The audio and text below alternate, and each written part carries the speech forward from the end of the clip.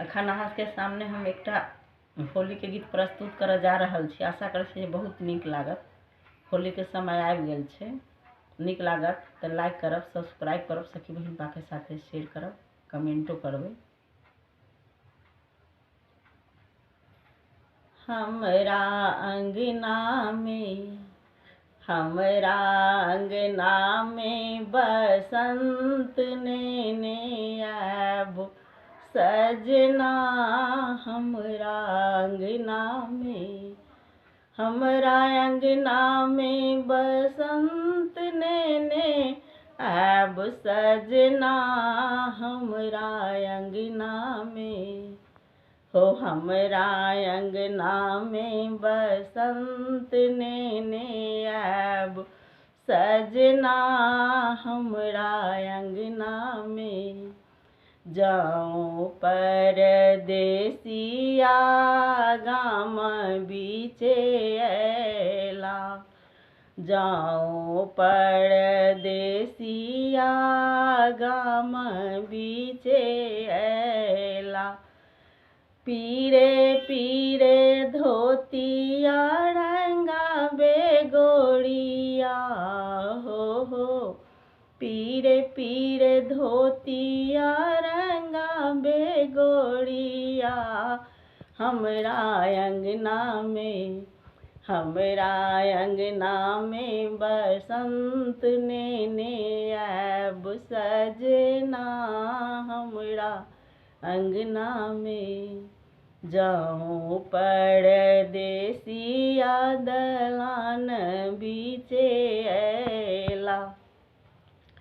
जाऊं परदेसिया दलान बीचे अयला।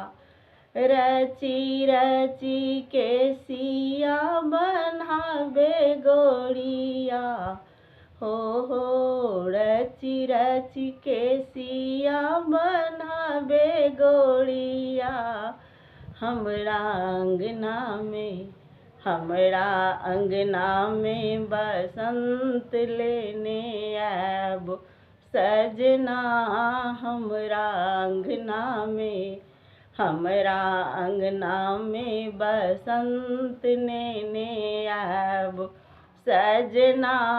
हमरा अंगना में जाओ परदेसिया आंगन बीचे अयला। जब परदेसिया आंगन बीचे अयला।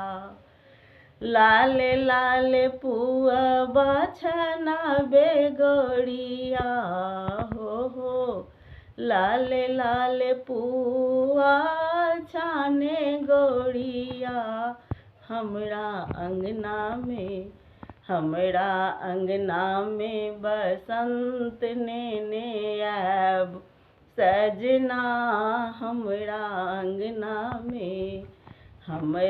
अंगना में बसंत नेने आब सजना।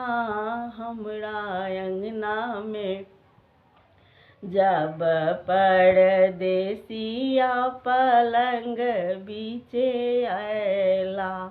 जब परदेसिया पलंग बीचे अयला। मुख हुन बाजे मुँह फेरे गोड़िया हो। मुख हुन बाजे मुँह फेरे गोड़िया। हमरा अंगना में बसंत नेने आब सजना।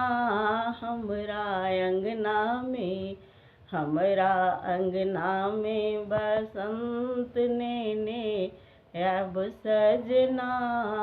हमरा अंगना में